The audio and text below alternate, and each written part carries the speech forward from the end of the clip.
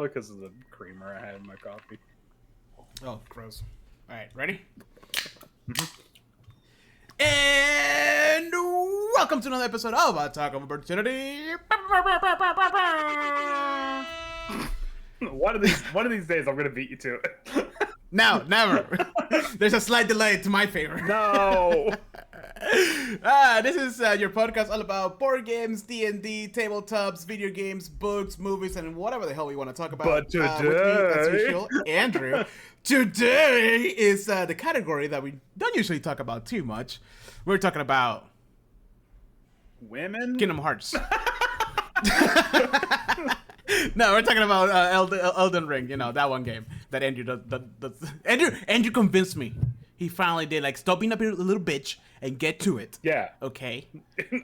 Well, I mean, it was only because I threatened to put Persona, Witcher 3, and all of your Kingdom Hearts games through a shredder if you didn't play it.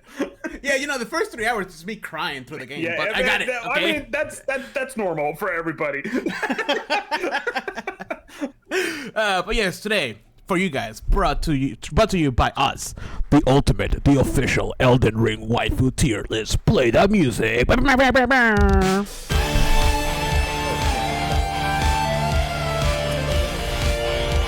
after that brutal assault by the Orc warrior, the initiative now goes to you.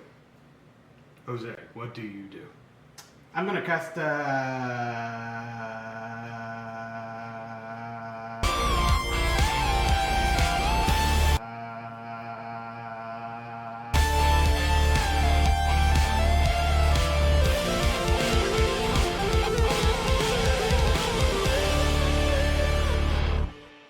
And we're back, I think. Are we back? Yes, we're back. Ha! All right, Andrew. Yay. It's your time. I know you were waiting for this episode for like the past, like, I don't know, since we started. When did the original Elden Ring come out? 2 years ago, right? I want to say 2022. I could be wrong, though. 2022. Okay. Well, it feels like it was a long time ago because you wouldn't shut the fuck up about it. Yeah. Well, you know what? That's just payback for all the times you wouldn't shut the fuck up about whatever video game you're on about. Yeah, 2022. All right. Yeah. So, just so you guys know, when the game came out, I was hyped for it. Because I was like, oh my god, this looks amazing. George R.R. Martin is writing something amazing. Whoa, I played Demon's Souls. I know how to do these things. I haven't played any single one of the Souls games except for Demon's Souls. Literally not a single game. No, I can do this. And then, you know, the game came out. Andrew fucking disappeared into a cave for like 3 years trying to beat that game. And then I played for, I kid you not, I think I had it logged in on Steam for like 3 hours. And I got so pissed off. I was like, I can't fucking deal with this. Like, I'm too stressed out at work. There's no way I'm gonna come in from my stressful work job, come to the house to play video games to relax, and then have to deal with this bullshit. And then I beat what's the name of the one? Margot. Margot. The guy in the beginning. Margot. The first Margot, yeah. And I got it. I was like, oh, okay, I get it. Oh, I'm so powerful now. All right, let's go on. And then, like, a fucking, like, regular dude who kills me pushes me off the ledge as I'm trying to get into Stormville. And I'm like, fuck this shit. I mean... like, that high lasted for, like, nothing. I mean... So, I dropped the game. I dropped the game off. I was like, I'm not gonna play this. I think I played Horizon Zero Dawn because they come out around the same time. And then 2 years later, I don't know what the fuck. I think it's the hype for the DLC that got me all hyped about it. And I'm like, all right, let me give it another shot. You can ask Andrew. For the past 3 weeks. Just bulldozing through that, man. Bro, when I learned, I think what didn't click on my last attempt is that I could just do the JRPG thing and just fucking overlevel myself so I can have a chance. And then I'm doing the little ball, like, experience farm. Oh, I got a nice little level. And then Andrew mentions, I keep forgetting the name of those things that look like fishes. The farming thing. And the Albinorics. The Albinor, yeah. He's like, what is that? Oh, you have a guy in there. I was like, okay. And then I got there and I'm like, oh my god. The power! Yeah, it's just, it was literally just like watching Kiryu from Yakuza learn like a new skill, just like zooming on the pupils and stuff like that. Like, that's pretty rad. much. So I committed genocide for about 8 hours. As you are wont to do as an Elden Ring player. Right, obviously. Trust me, there are no hands clean of Alvador blood in the entire fan base. And if they say they are a fucking liar. All I remember is getting an attaboy from Andrew when I said what I was doing. So I got his seal of approval. Anyways, I beat the game. Amazing game. Totally trash ending. Well, Andrew and I almost got in a fight. We almost lost our friendship over that. Like over a discussion. No, we didn't. You're like that ending sucks. I'm never touching this game again. And I'm like, okay, dude, I'll see you tomorrow. That's literally what happened. And then the next day, like at 7 a.m, I woke up. I'm like, all right, I just gotta keep going. There was one weekend, like when I first started playing it. I think it was a long weekend too. That I wake up early. Oh, this is really loud. I wake up early, and we slept on the couch because we watched movies till the end of the like super late or whatever, so we fell asleep. So we slept on the couch, and I literally like Kristen is on the other because my couch is like an L shape. Kristen is like to the other side of the couch, and I literally just roll off the couch and like do the little like wiggle into the computer room. All stealth mode. I mean, for me personally, it's gotten to the point that like if I don't have a video game that I'm actively playing, I'm playing Elden Ring, like for I get the it. 5th, 6th, I get it. 7th time or something like that. So I get it. I remember I was telling Andrew early on. I was like, oh man, you know, I want to get as much as I can in this playthrough because I don't think of doing a new game plus. And all Andrew says like, yeah, okay. Yeah. And I'm like, what? All right, I usually don't do second playthroughs. Okay. Yeah. Literally like a week later, I'm like, all right, tell me what is the best build for like a spellcaster? And then went down that rabbit hole. I was like, okay, I can't wait for my second playthrough. and then I'm like, oh, Mr. O, I'm gonna play it one time.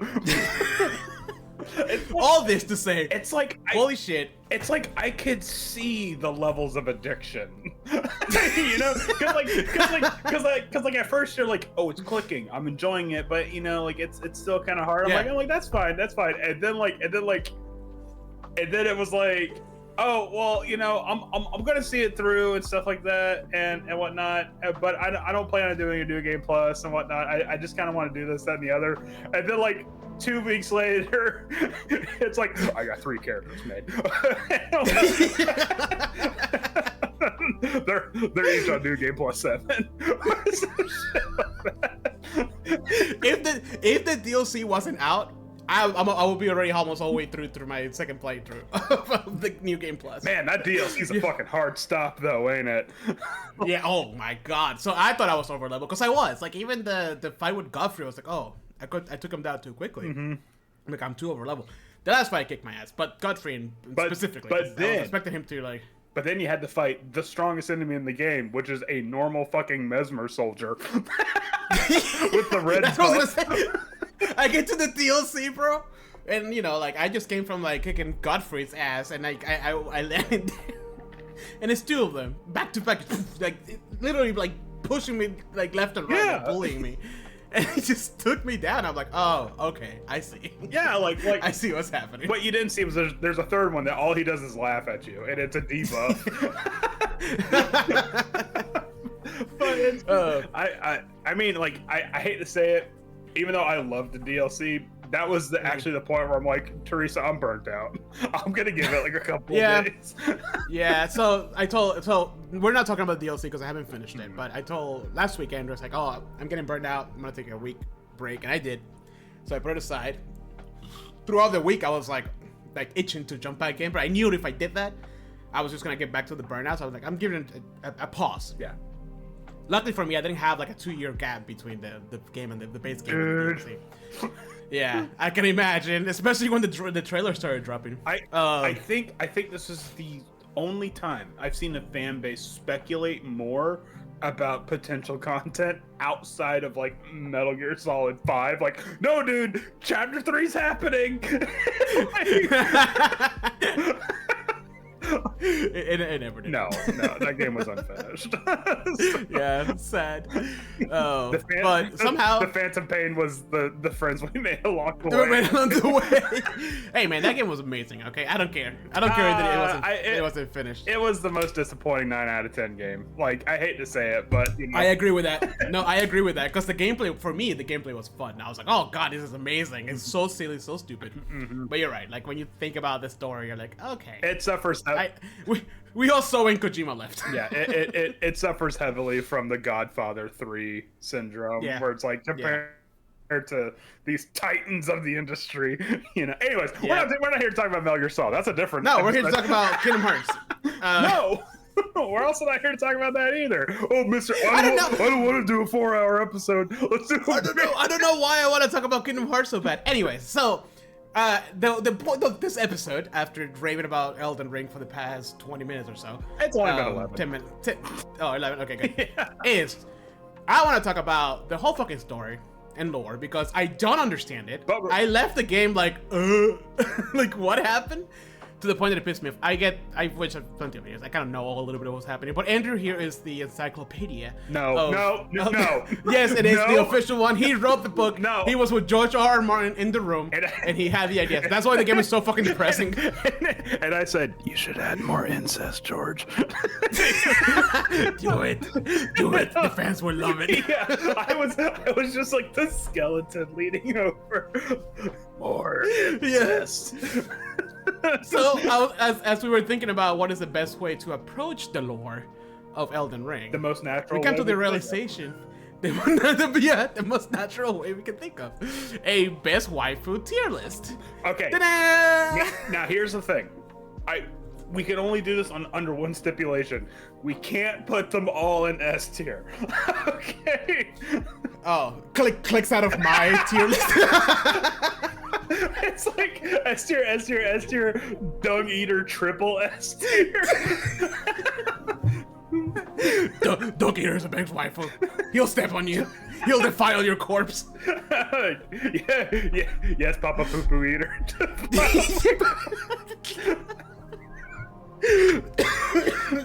Oh god, this is probably gonna get weird, guys. No, it's not. An insight. You're gonna get an insight into our minds here. We are not getting weird. I know I joked about how we should rename it to a freak of opportunity for this episode, but we're not gonna get weird. I promise.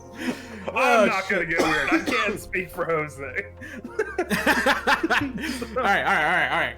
So let's get started. You ready, Andrew? Yes, sir. Best waifu. All right. So first one on the list. Are you ready for this? Yep. The most beautiful, wonderful, lovely, caring, the one that believed in you from the very beginning. Enya.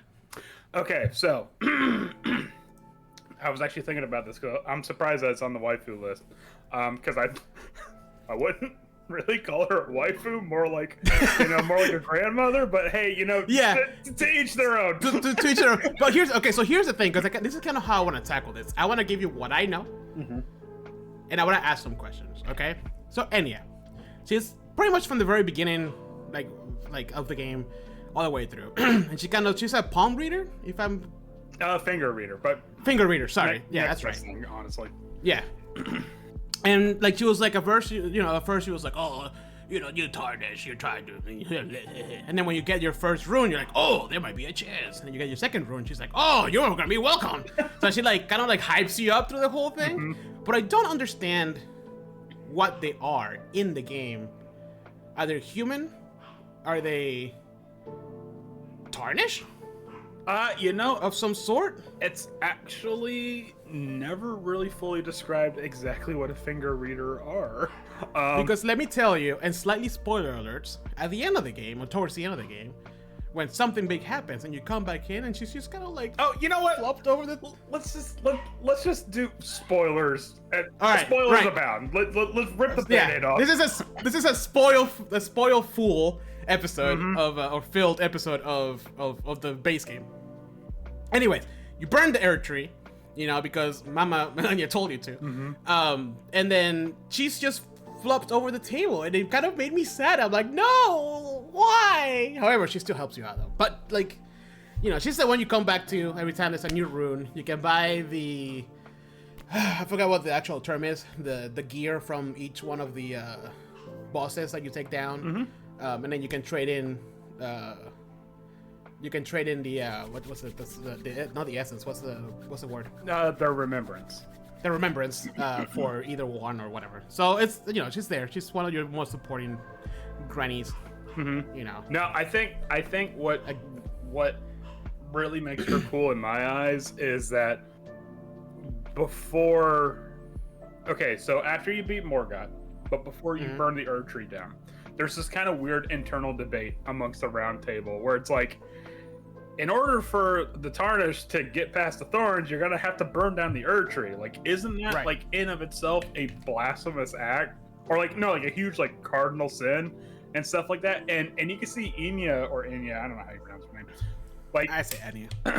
Like debating it amongst herself, because it's kind of weird talking about how, hey, we're gonna burn down the symbol of your holy order right next to the 2 fingers. But then even she's like, you know what? Nah, fuck it. Burn the whole goddamn thing down. So does that act alone bring her up to the B tier? I would say, okay, so, oh man, if we're talking like pure mechanics alongside the lore stuff. Oh, I mean, she's pretty essential. Yeah, if you ask me. Yeah, I mean, out of all of the women in the game, I probably interact with her the most. I was not afraid of this woman. No, I really was, and like at first she's like, like the stereotypical withered crone, like, hey, you'll be dead soon and stuff like that. Right. But then later on, she's like, you know what, you got this, man. you do you. Yeah, like she's like that grandma who like started to like accept like progressive ideals. Yeah, exactly. She's like she's like the grandma that seems kind of stuffy at first, but then like a couple years down the road, like y'all are doing shots or something together, So to let you know, if we put her anything above a B, she becomes a gilf. Just letting you know that. Okay, so let's just keep it a B.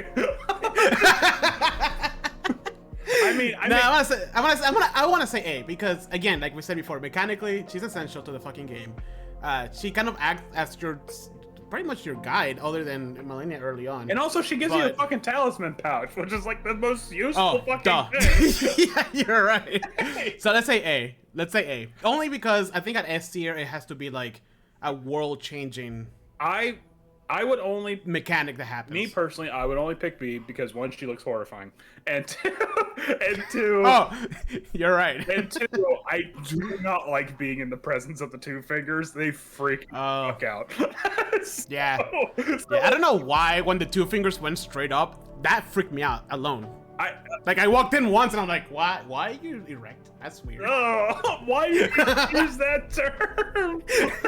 Because that's why they are. Why are these 2 fingers turgid? But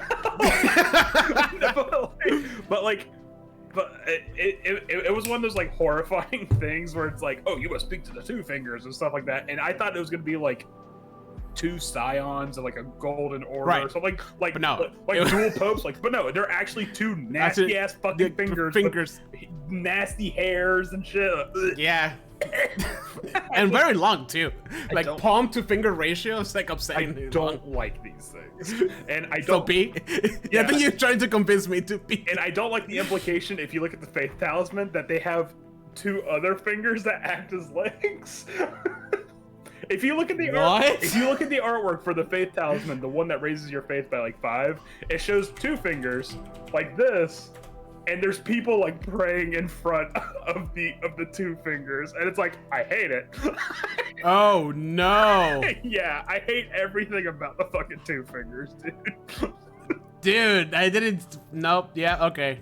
You're right. So like I said, just be. I hate to say it, girl. If you were like where like D was sitting, or even like where Roger was, like I would rank it higher. But the fact that you're near those nasty ass things, I can't. You convinced me, Andrew. Fair enough. So like, I love you. Thanks for giving me all the remembrance and shit. But you got location. Okay. All right, we see what's important. So she is definitely not a gilf. No. Yeah, 1000% no. All right, next one, Fia. Okay. All right, so here's where I came in. Fia, first of all, for some reason I could not remember her fucking name for like most of the game, because she appears, she's there, she gives me a hug, and then it wasn't until later on that I realized that she took 5% of my health. Well, okay. I mean, no, I get it. Like, it's cool. She's a deathbed companion. That's what she calls herself, right? So she gives me a hug. It's very, without joking, like it was kind of tender moment with like a lot of mysticism behind it. And I'm like, oh, this is weird, but okay. And low key, I came back to her a couple times. I know I finished her quest. Can't remember most of it. All I know is that she ended up by Godfrey's corpse, right? Yes. Or that thing, whatever that shit was. Yeah.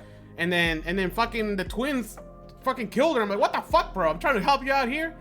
So like when she died, I was actually kind of sad that she died. I was like, no.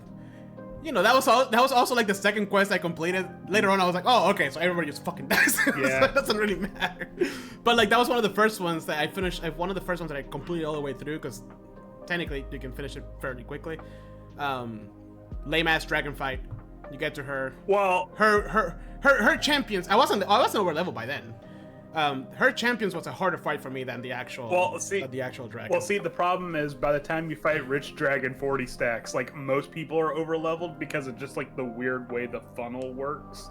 So Yeah. it's almost generally accepted. It's like you are supposed to complete this quest a lot sooner than what the game has actually set up for you. So almost everybody is like it's not just you. Almost everybody is over leveled for the next fight. You know. Okay. So, yeah. So that's what I know. That's what I know about her. I know she was in the intro, Deathbed Companion. She's, you know, she's pretty hot in that robe that covers everything. Or And she put does my it? and she. Oh yeah, except for the feet. I'm sorry. Yeah. the most important. The most important part.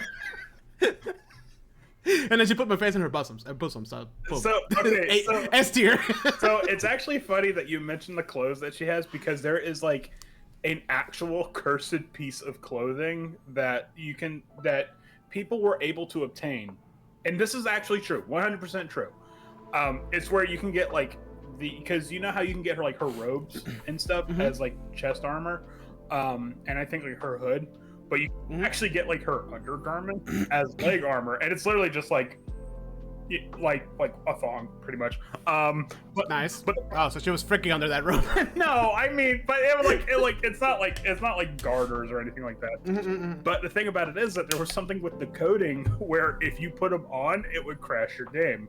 Oh. Yeah. So So it was a literal deathbed. yeah. Well, so I think what they did is that in order to not have this happen, they just got rid of it. But they couldn't like 100% delete it because it's like an asset. They already built it and stuff like that. So they just kind of hid it away in the game. So data miners were able to find it, and there was very early on there was like a common prank people would do where like someone would evade, drop a piece of equipment, and then leave, and it would be like Fia's undergarments, and then when they pick it up, boom, your game would just like brick on you. Yeah. So That's awesome. But Fia. Okay, so this is gonna be kind of controversial. But Fia, for me, gets a very high ranking. Like, I want to say A tier, maybe even S tier. Only because I think she has put herself out there as, like, a champion for those that didn't have anyone to represent them. And by that, I mean those that live in death. So, okay. You want? All right, Lord time. Yeah, Okay. yeah, So, all right, hold on. Yeah, you saw me settle in. Yeah, because I keep, as the more videos I watch, I know that, and it's still kind of fuzzy for me. Sorry, because I'm kind of slow when it comes to it, but like, you can die in spirit, but your body keeps living. Your body can die, but your spirit can keep living. Right. So, it's like a. I don't understand. So, what does an actual deathbed companion do? Okay, so what? Okay, so I'm not 100% sure on this. I probably should have researched a little bit more, but I'm just going to try to pull from what I can. Yeah. Okay, So 100% truth. This is exactly what it is. Exactly what George R. R. Martin and Miyazaki said. If anyone else says anything different, I will fucking punch you in the throat. Yeah, we were there when they talked about. Yeah, exactly. I was in the room. I was the one. I was the one carrying the cards that say morphine. Standing in the corner of the room, and then switches to more incest. Yeah, it just like the second half just has like a little flip panel on it. Anyways, no. I don't like feet. Anyway, but okay. Not shame to people who do. I just don't understand it. Yeah, whatever. Anyways, but okay, so Destined Death was originally a part of the Elden Ring. It was like a part of everything. Right. Right. Now, in order, like, Destined Death is not a mystical concept. It's not like some sort of like magical power. It's literally just people have to die. You know, you're born, Right. you die, and with the Erd Tree specifically, there is like a rebirth cycle. That's why you get you get buried under the Erd Tree, because then you get reborn. Not specifically, but there is, like kind of like a reincarnation thing going on. So, after the Night of the Black Knives, where Godwyn died in spirit but not in body, Marika broke the Elden Ring, shattered the Elden Ring specifically to remove Destined Death, or so it's believed. And in doing so, it caused like a stoppage in the mechanisms of the world, wherein like you could keep burying people in the Erd Tree, but they will stop being reincarnated. And then so what happens is that in order, wait, hold on. So if that's the case, why do enemies come back every time I reload? Because one, it's a video game. Damn it! Okay, actually, hold on. It's not lower accurate. Okay, so backstepping a little bit, I did get something wrong.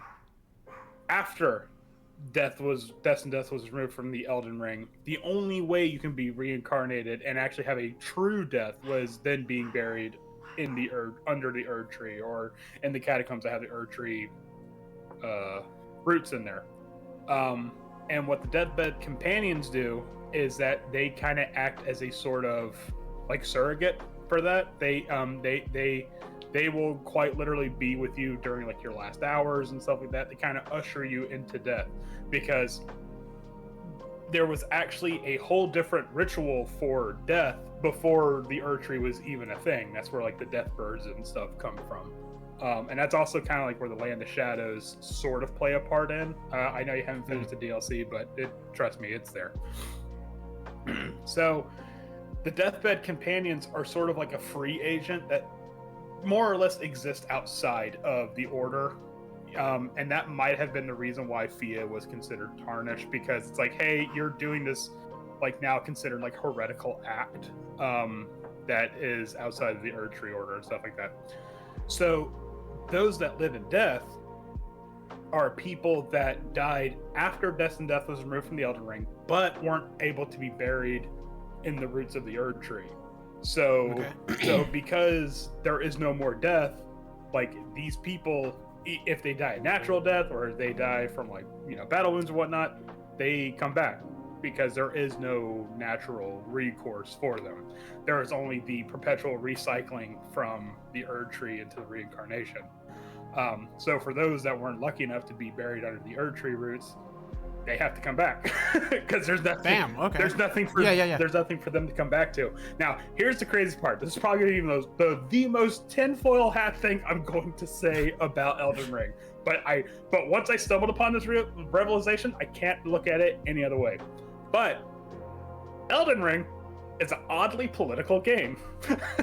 Oh, really? And so far in the fact, no, seriously, like it is, like I mean, it feels like it feels like once you start to kind of understand things, it feels like there's political factions at work here, and you're just kind of in it, like you're working with or in or against the machinations of it. Now, here's the thing: I feel like those that live in death is a sort of blowback mechanic that the Erd Tree Order did, wherein someone up top made a big executive decision removing destined death, and created an enemy, inadvertently creating an enemy, and then instead of being like, oh hey, we fucked up, like this was because we, destroyed part of the system. Instead, what they do is that they have the like the litany of true death people come in and instate the litany of true death people and be like, no, these people are enemies against the Erd tree and we have to put them down. so it's like, instead of so it really just kind of like perpetuates like the power cycle that the Erd tree has, where it's like, nope, these are even more enemies and stuff like that. So you have to believe in the Erd tree even more. So that way we could take out these horrible heretical enemies. And I think Fia is like the person that's like, this is all bullshit. Like this is clearly like horseshit that you guys concocted because somebody fucked up along the way, and because you guys decided to bury Godwin in the Erd tree roots, right? And his soul died, but his body didn't. So that's what kind of spreads the death root, because you guys put a giant undead thing in the reincarnation machine. Is that why there's that thing under Stormvale Castle? Yes, I think so, because his faces show up in certain locations, and it just kind of, I believe, my personal headcanon is that it kind of acts like a like spores, where like if you see his face, that's where death root kind of like spreads, Mm-hmm.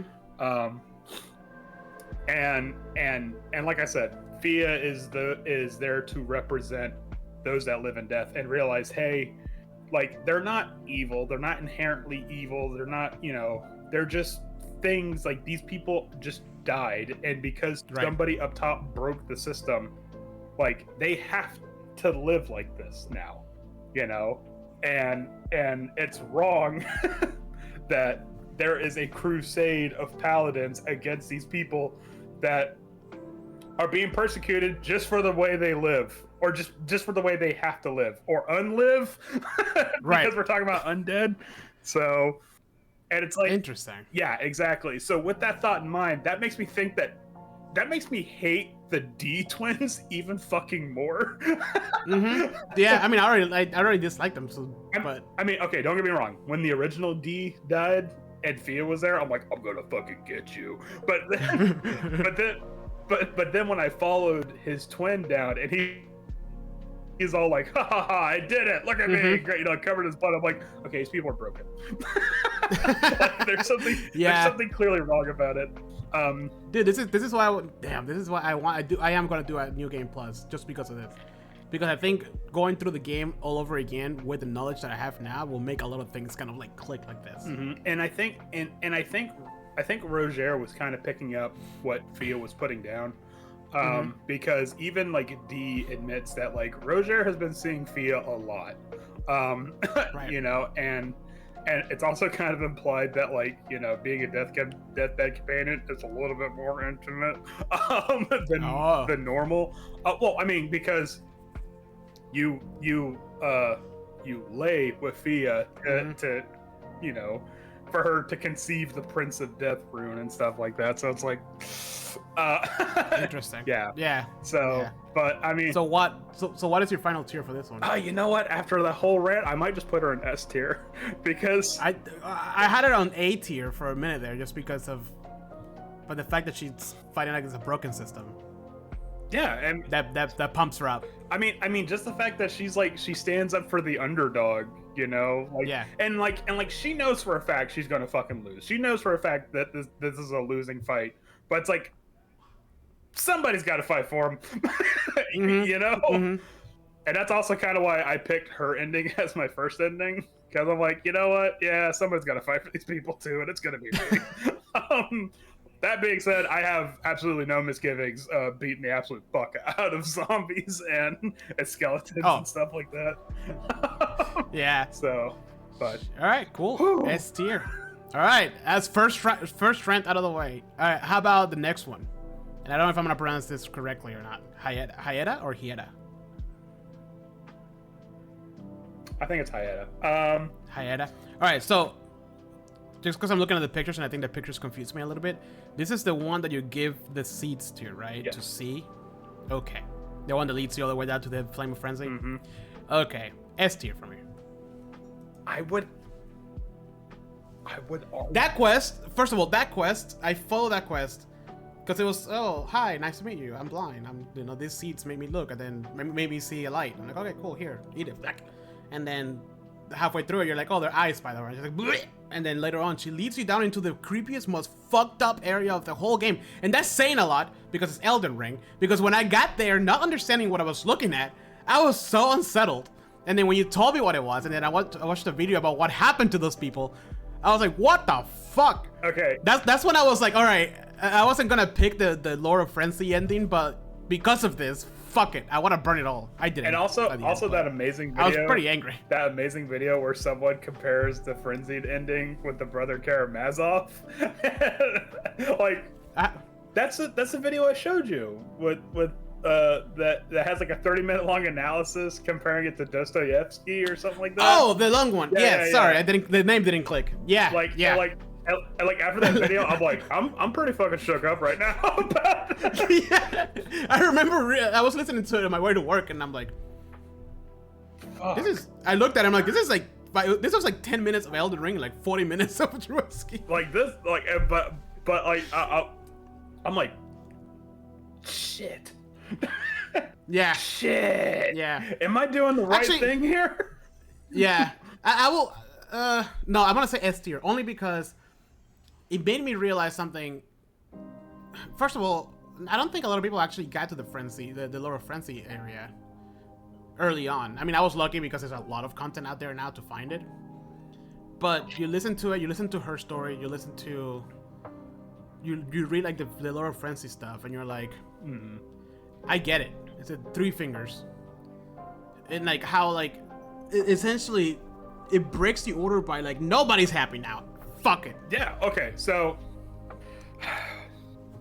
I have a heated discussion, an ongoing heated discussion with a coworker of mine who is just as interested in Elden Ring lore as we are, and like at first I did it just to be antagonistic, not like mean-spirited, but just being like, playing devil's advocate, where I'm like, no, the Frenzy Flame is the good ending. It's the only actual good ending. The more I sit and think about it, like the more I sit on it, I'm like, yeah, well shit, maybe it is. Because it's like the Frenzy Flame ending is not the end of the world. It's just the end of the current society that we live in, Right. Like it's just because the Erd Tree blows up in a horrifying explosion and there's like a big like frenzy sun in the sky does not mean it's going to be like that forever. Like it might take, a couple hundred, maybe even a couple thousand years, but things will start to pick back up, and it will be like a society, it will be a civilization that has no prior knowledge of the thing, the machinations that were going on. This is literally the Thanos ending, the end game ending, where he was like, I thought you guys could handle it, but fuck it, I'll rebuild the universe the way I want it. And with no prior memory to the way it was. Yeah, right. And it just because so I like to believe that every ending for Elden Ring can be considered good or bad. It just depends on where you're standing. Perspective. Yeah, it depends on your perspective. And I think in order for you to perceive, like, it's very obvious that the Frenzy Flame ending is bad in the short term. Like, right now, it's bad because everything that we know dies. However, if you zoom your perspective out, no, I know exactly what you're saying. Like it's like, I mean, look at all the bullshit that came before this, like the erasure of the Crucible, like breaking the wheel. It's literally breaking the wheel. You're like it hasn't been working. Yeah. This order that is wanted is not working, no matter what kind of order it is. Let's just burn it down and see what happens. And that's why I respect her. And it's like ever since like we got a hold of it. By we, I mean like the humans and stuff like that. Ever since we got a hold of this system, we have just been fucking it up every step of the way, and we have been failing our way upwards. You know, and it's like, I know what you mean. And like, I'm not gonna say like the Age of the Crucible was like a peaceful, beautiful time or something. I actually don't know a damn thing about the Age of the Crucible in that term, but it's just like, ever since the Golden Order started, it's like, hey, abuse, retribution for said abuse for that said retribution of that abuse. And it's just like, maybe we should stop. Maybe we should just hit the big reset button. And for me, that's what the Frenzy Flame ending is. Now, here's the thing. I don't think Hayata really has our best interests at heart, because there's something, kind of a little spoiler for our own little tier list here, but in order for Hayata to show up, Irina has to die first, which makes me think that somewhere along the way, yes, Irina has to die in order for Hayata to show up, because once Hayata shows up, if you go back to where Irina is, she's dead. No, hold on. Irina is the one that you meet when you go down to. Yep. But she dies right after you come back from. Right after you talk to the. What's the name of the? I can't remember. Fucking the king or whatever. And then down there. And then only after she dies does Hayata show up in Liurnia. Is that why they look so familiar? They are exactly the same, Jose. Except one's wearing like a shawl over their shoulders, which makes me believe. Yeah, I know. Just live on stream, bro. Because Irina was it was like the first like quest I think I ever did, because you told me to go down there first to kind of like level up. So I completely forgot about that. I actually had to Google her name because I couldn't remember. Then I had to I saw the pictures like, oh, she's the one that dies when you talk to her father. Irina has. Okay, continue. So that makes me believe that. And if you jumble Irina's name, it turns into Hayata. It also turns into Rainy. Wait, what? Yeah. And then Ranella, what? Oh. God damn it, George R. R. Martin, your naming convention. No, okay, so here's the thing. I think because later on you meet Shibriri, that is inhabiting the corpse of Yura. Okay. Right. Which that still confuses me, but go on. Well, because I think what's happened, and it's never outright stated, but I think what happens is that when someone dies, particularly like an awful, grievous death or something like that, there is a potential that the Frenzy Flame can embody the corpse and kind of just possess it. Now, here's the thing. I think, and I'm not going to spoil anything for you in the DLC, but I think Hayata is only feigning as a I was like, oh, I'm just a simple girl. I don't know. Yeah. Oh, feed me these grapes. I totally don't know what they are. Right. Actually, it's really funny because if you tell her they're eyeballs, and she's like, oh, God, that's awful. You can hear it. Yeah, if you leave and then come back, she's like,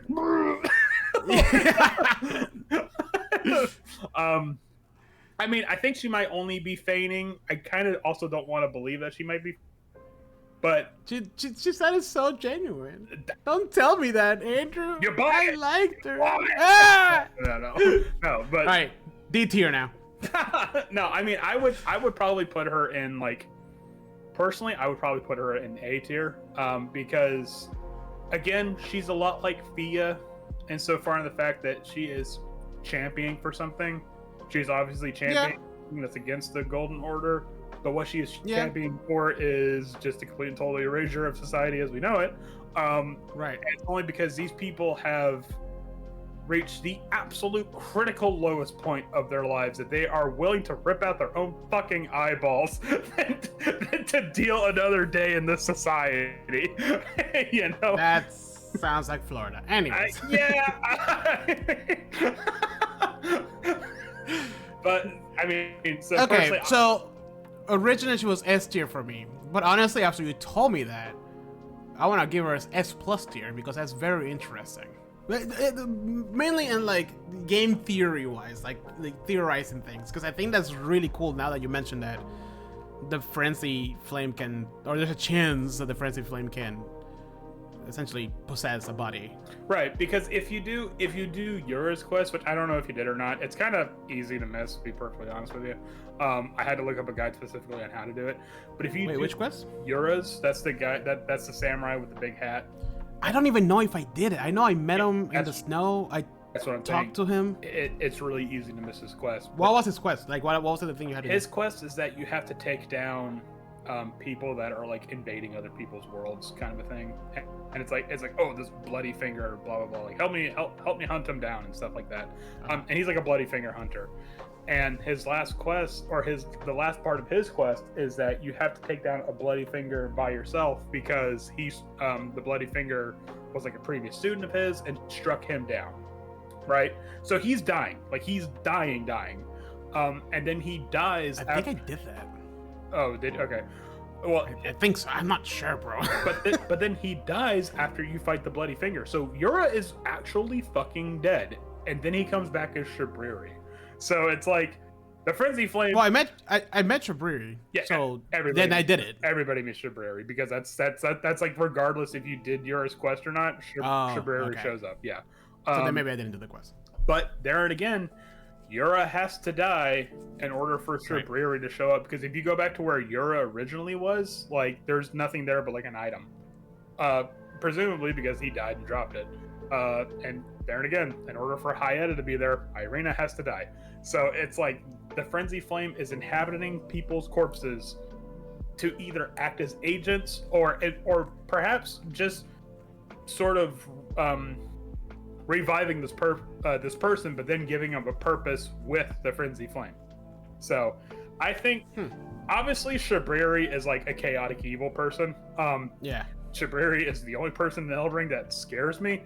But I think Hayata might be like chaotic good at first, but then slowly slides to chaotic neutral when she realizes that like this has to be done. Like we have to nuke the world.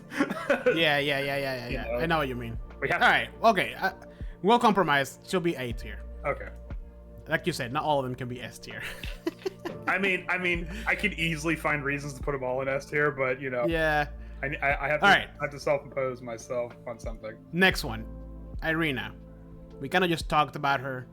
Honestly, I kind of forgot who she was, and her quest is like, "Hi, talk to my dad, come back," and then she's dead. I would probably like put her like in the bottom. D? Yeah. Yeah. Only for one particular reason. One, she's only good after she dies. Two, she says the word secreted, like secreted, which bothers me because like her I don't remember that. Her dialogue is that like, oh, my father secreted me out of the castle. It's supposed to be pronounced secreted, which means like snuck out. Secreted means you fucking oozed out. Oozed her out. Yeah. Yeah, it's like, all right, let's make a new tier for F. Yeah. E. And three, she has the funniest fucking dialogue box in the game, and that is you go up to her corpse and it just says she's dead. Okay. Oh. Yeah. So. All right, fair enough. D. Yeah, honestly, I forgot about her. She's one of the very early on ones that. Oh, you know, and it's also implied that her death is what causes her father to fall into the frenzy flame, because later on, when you go to the berserker or the frenzied shack or whatever, he's there and he's obviously frenzied. Like there's a bunch of like frenzy grapes and shit. So like nothing happens with Irina until after she fucking dies. So yeah, D tier. Yeah, D tier. All right, Latina. So I met her by accident. She has a cool ass wolf. She was interesting. I don't think I finished her quest. But then later on, I found a bigger version of her in a church. So that's the end of her which quest. Threw me off. Okay. So did I finish that? I'm telling you, bro, a journal. Give me a journal, Elden Ring. I mean, if you have her summoned, she straight up says, "Hey, can you like whip me out for this one real quick? Just summon me and stuff like that." So, Latina. Dude, I don't remember if I did it, but okay. So what was? I vaguely remember her deal, honestly. I know she was just, I like her dog, so I'll put her in C tier for that, but you tell me. Okay. For now. So, Latina is a first-generation Albinoric. For whatever reason, the first generation Albinorks, all the women were like these lithe, beautiful women that were natural archers and stuff like that. Unfortunately, they weren't able to walk, and all the men were fucking disgusting ass creatures. Interesting. Yeah, I mean, if you went to the village of Albinorix, all of those guys are men, and they're like, oh, so it's like, Oh. yeah, exactly. Oh. Yeah. Okay. Yeah, but those are first generation Albinorix. Where they came from is much to speculation. However, the second generation Albinorix, the one that you genocided, were manufactured. Got it. Yeah, it was like a failed clone thing. Like, They were specifically manufactured to rune form. Yeah, exactly. What's my purpose? To die. Oh god. Oh no. Yes, the golden wave hits. But okay, so Latenna is a first generation Albinorg. Now here's a fun fact: if you summon her, she can't move. She's completely immobile because she doesn't have legs. But she acts as like sort of a turret, unless you summon her next to one of the wolves that the Albinorg rides. In which case, the wolf will actually approach her. She will mount the wolf. Not like that, but like I know what you mean. But like a horse, will mount the wolf like a horse, and then ride around on the wolf, thus giving her mobility. There's only like 3 places in the game you can do that, but it's still a neat added fact.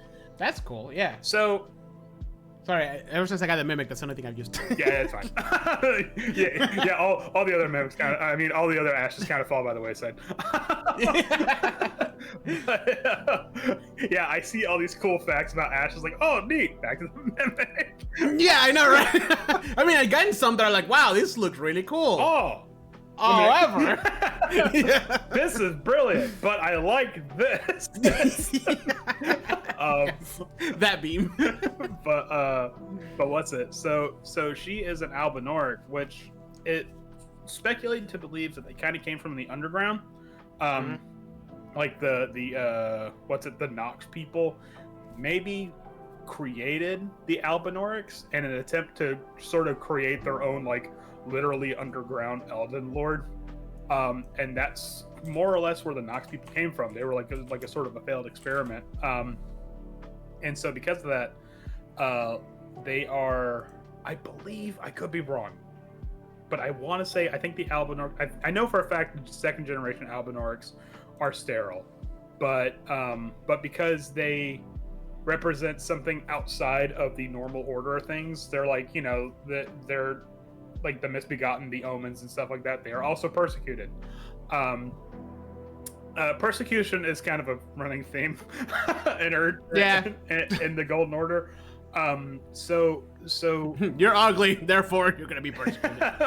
But the reason why there's so many Albinorix in the consecrated snowfields is because they're all making a pilgrimage to the Halig Tree, which is a like a second Erd tree that Mikola tried to specifically create a safe haven for the people that were being persecuted by the Golden Order.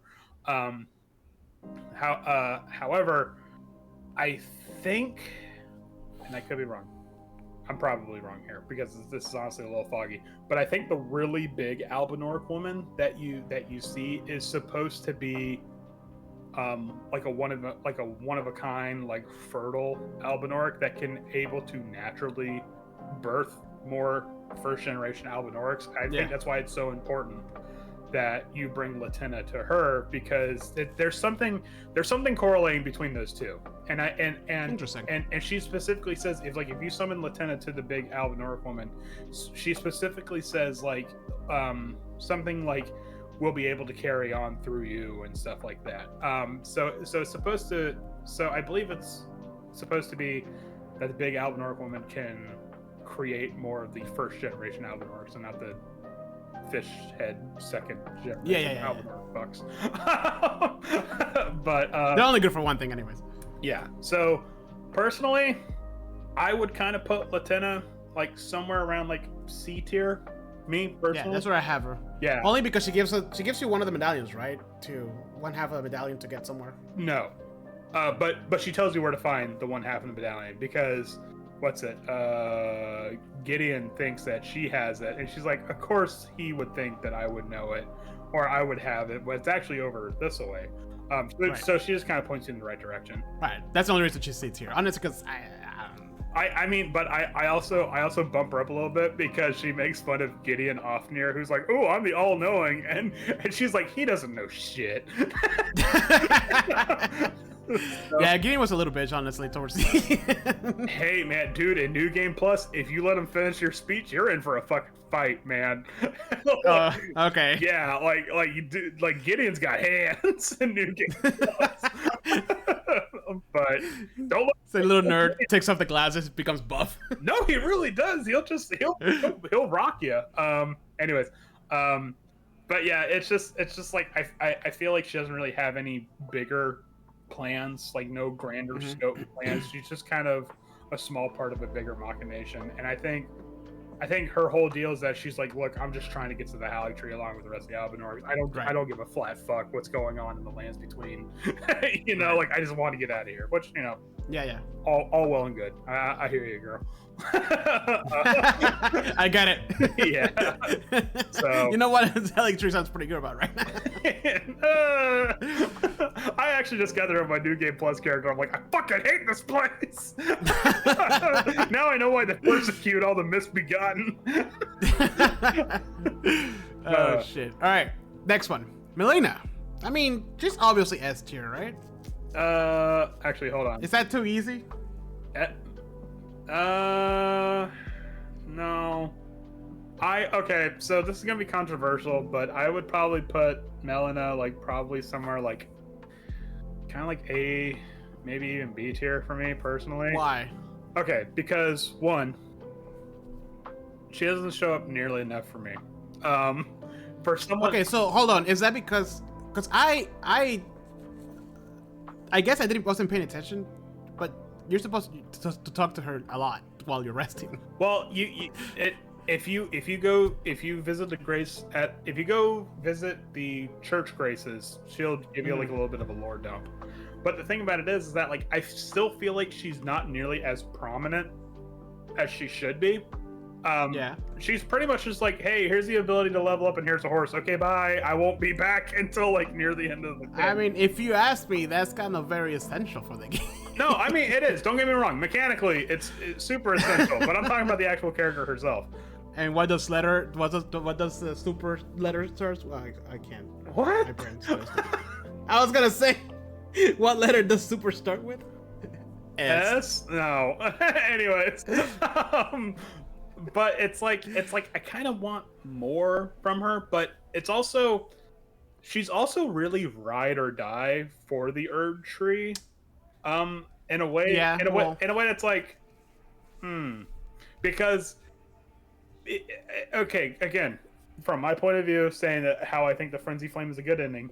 If you pick the Frenzy Flame, she's like, all right, we're enemies now. Leaves you. You know, yeah, like she's gonna hunt you down and shit, right? Yeah, exactly. And at the end of the Frenzy Flame ending, she's like, all right, I'm gonna have to kill you. You know, it's like, do you not see the problems with the Golden Order? like this is not great. Like you're just kind of playing, like you're just kind of perpetuating the cycle, girl. I don't know what to tell you. You know, like but Andrew, she's pretty cute though. She got them feet. That's tier, bro. All right. I mean, for me, S tier is because she was like the only one that I kind of saw most of the time. I mean, through the whole thing. And she also gives you a Honda Accord, which pretty good on gas mileage. I mean, honestly, yeah. I don't know. I mean, kind of controversial. I personally don't really care that much for Melina.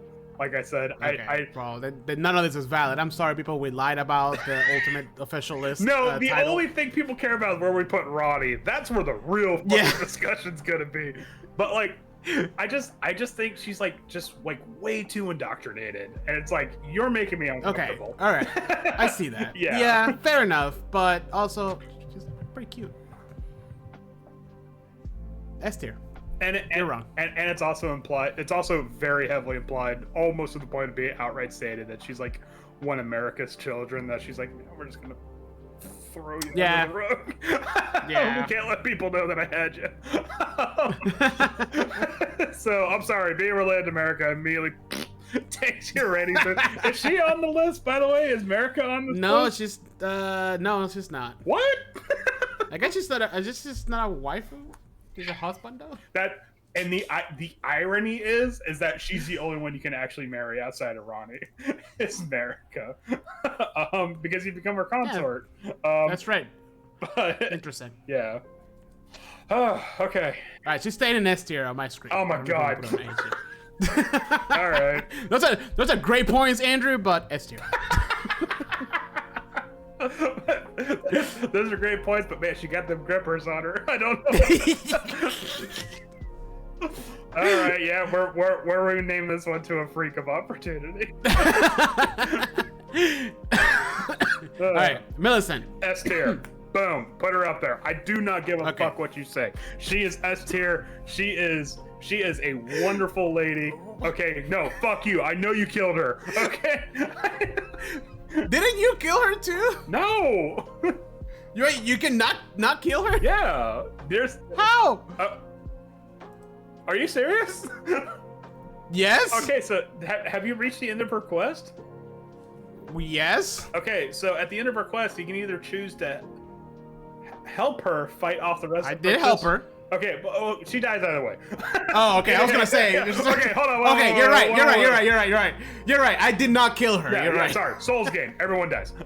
Everyone does. Yeah. Yeah, my bad. Yeah. You're right. I did not kill her. She But just died. yeah, but okay, so you can either help her fight off her sisters, or Right. you can attack her alongside with her sisters to kill her. Right. Yes. No, I chose to help her. Yes, as you should, because if not, Yeah. I will drive over there. Oh. So wait, hold on. So she's very much like Millennia, right? It's Hold on, cause so I don't even remember how I fucking found her. There was like a needle involved, and then she stopped dying. The needle, how does that work? That stops the rot from killing you? Is that what it is? Is that what I'm understanding correctly? okay. So what the needle does specifically is it prevents the interference from an outer god. Like it stops outer gods from influencing you. That's what I meant. It prevents the influence of an outer god. And so the whole reason why Mikola was making that needle was in order to cure Melania of her scarlet rot, and it didn't take. That's why I think that's why it's broken. I could be wrong on that. So when you use the needle on yourself, that's why the frenzy flame goes away, because you cut off the outer god's influence. I kept the spells, the Oh, mechanical bar. Oh yeah. No, I keep my end of the bargain, but fuck you. I ain't burning shit Yeah, down. but fuck you. Yeah. Sucks to suck, frenzy flame. but so when you use it on Millicent, it cuts off her influence from the scarlet rot that she was currently getting from the scarlet rot goddess, because scarlet rot came from an outer god. Okay, got it. Yeah, but the thing about it is, it doesn't get rid of the scarlet rot that's currently in her. It just stops. Right. It just kind of stops the flow. Right. So you give her the needle, and then you kind of meet her along the way. Why don't she have the rot? Okay, do we know that? So it's very heavily implied that when Melania blew up, when she unfurled the Scarlet Aeonia and Kaelid, that it sort of created these beings like made of scarlet rot, which is Millicent and her sisters. Okay. And she even outright states, like, am I a daughter of Melania? Am I her sister? Yeah, I remember that. Or am I something completely different entirely? But she, in some way, shape, or form, she has the DNA of Millicent. And who is the guy that's, like, worshiping her? The dude in the shack. Oh, God. Yeah. Gallery. Yeah. Okay, so here's a cool thing. Did you kill him? No. If you kill him, something really fucking creepy happens. And that there's like this mist that shows up, and in Gallery's place is a dead pest. like one of those big centipede things. Yeah, Mm-hmm. exactly. And then if you go and rest at a grace and come back, it's just Gowry again. And he's like, hey, don't be doing that shit, dude.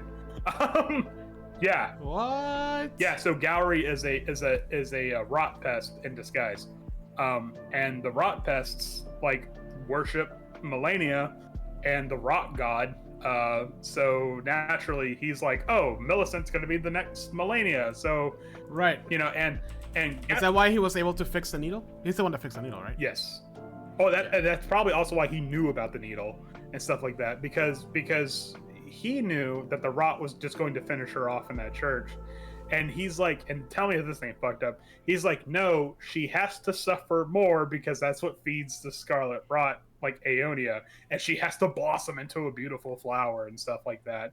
And it's like, Gowry, you're a piece of shit, dude. I like it. Yeah. I like your pet size incantation. Yoink on that shit. But thanks for But you're a piece of shit. Thanks for giving me the dragon killer weapon. But yeah, no. So he was essentially like trying to manipulate Millicent, and it's kind of assumed, but it's not outright stated, that he was also kind of manipulating his sisters at the same time, or her sisters at the same time, to like just have them all suffer and fight amongst each other. That way they could weed out the weak ones and have one be a truly like worthy of Melania's replacement and stuff like that. Which is why if you fulfill Millicent's wish and like take the needle out and let her just die naturally, Gowry's like, why would you fucking do all my hard work? Do you know what I sacrificed? You know? Yeah, I remember that. Yeah, and it's like, no, fuck you, dude. You're a monster. You're literally Yeah, no, quite monster. Interesting. Yeah, so I mean, so just and I really like the fact that Millicent's like last line is like, just let me die, let me die like myself.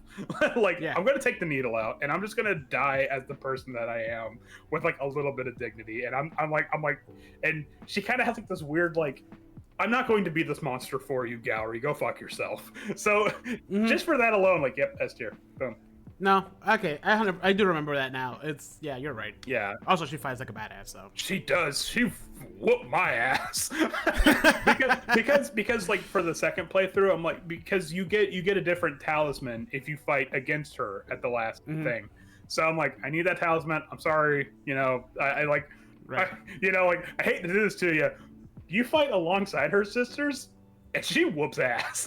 It's like, damn, I see why it's 4 against 1. Fair enough. Yeah. Oh shit! All right, next one. Nephili. Okay, so S tier. why? Big muscle mama. Okay, good, fair enough. All right, on to Ronnie. All right, moving on. I think she's B for me. I was actually gonna say like probably B for me too. Because I vaguely remember, again, one of the early ones that I completed. You meet her when you're gonna go fight Godric. the Grafted. Yeah, Godric the Grafted. She helps you, cool. And then she's Tanky as fuck in that fight. yeah, she is. She helped me out a lot. She's whose daughter? Fuck his name. Godfrey. Horaloo. Yes. Well, it's not like That's I don't think she's his daughter. I think he's like she's like Descendant? Descendant, yeah. So yeah. Anyways, all I know is I went back to the throne in Stormville Castle, and she was just there chilling. Like, hey, what's up? okay, so I'm like, all right, you survive. So- That makes you at least B tier. so you actually missed her entire quest, and I'm actually glad that you got that, because before, her quest was the one that was most easily broken. And it was like, if you didn't do things at a specific time in a specific order, her quest would just fall apart and you would miss out. So wait, did I just miss her quest? Is that what happened? Yep. It sounds like it. It sounds like you just missed her quest. What was her quest? Okay. Because I know I gave her, I don't remember. I gave her something that she was asking for. I don't know. Okay, so her quest is you help her fight Godric the Grafted. She goes back to the Round Table Hold. She gives you the Arsenal Charm. And then later on, you meet her in the village of the Albinorix in Liurnia, and she's like, "This is entirely messed up. I can't believe." Oh, I met her there. Yeah, I remember that. Okay, and she's like, "I can't believe Gideon would pretty much sign off on slaughtering all these Albinorics." And then, like, off screen, it's implied that she goes and confronts Gideon about it, and Gideon, who is like her adopted dad, pretty much like disowns her, and leaves her emotionally desolate in the round table hold. And that's where she's like, she's like, I've been disowned by the only family I know, and like I don't know anybody here, like I don't have a purpose anymore. And then that's when you go and you get the Stormhawk for her. Okay, so you did her quest. Oh, yeah. So you did her quest then, and it's with the Stormhawk. That's when she realizes that, like, no, I'm a descendant of fucking Horaloo. Yeah. And you know who Horaloo is. He's gonna fucking pile drive you. So, like, no, fuck this. No, I'm gonna take back what's rightfully mine. And she takes back Stormvale and what's it, Sir Kenneth Hyde. It's like, oh man, the finally the crown ruler Stormvale is here and whatnot. So like along the way, she shirks the like narcissistic abuse that Gideon puts on her and realizes her true you know what, actually, because of that, I'm going to put her in A tier. I was about to say the same thing. Yeah, she also, let's be honest, she's still alive at the end of the game, so she is one of the few people that has a truly happy ending, where where she's like, I have this castle, granted it's kind of fucked up, but we can rebuild. we'll clear the basement, don't worry about it. Just spray some bleach on it, kind of scrub it away. Hopefully that gets rid of the landlord special and just spray paint. Paint over it. It's just Goblin's face with white paint. Fun fact: the area right before you find Godwin's face is the only area in the game where you can find corpses in like those canoes, implying that before Stormvale was built, there was some weird funeral practices going on there. Oh, interesting. Yeah. Yep, you're welcome. Yeah, okay, never mind. A tier. She's cool.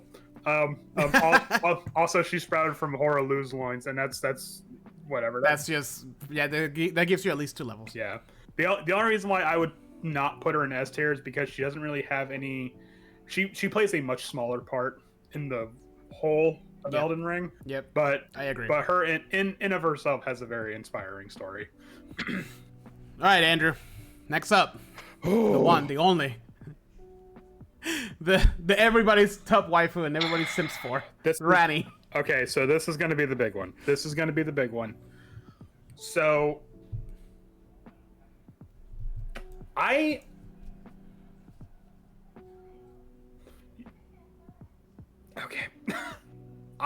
want to hear what you have to say, because for me, she's the most iconic. Like, oh yeah, clearly. Like, out of the whole game. Yeah.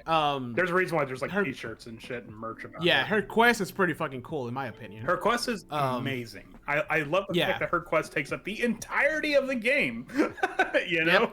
Yeah, literally, like, she shows up at the end as a fucking summon. You're like, ha! Let's fuck shit up. Boop. Yeah. You know. Well, no, she's like, she's like, let's not fuck shit up. She's like, let's get out of here. Hey, kid. Let's get out of here. Yeah. We don't have to be here. Yeah. However, I just want to hear why you're not gonna put her in S tier. Yeah, I get to it. I don't want to put her in S tier, and I can hear the nerds at my door sharpening their pitchforks and lighting their torches.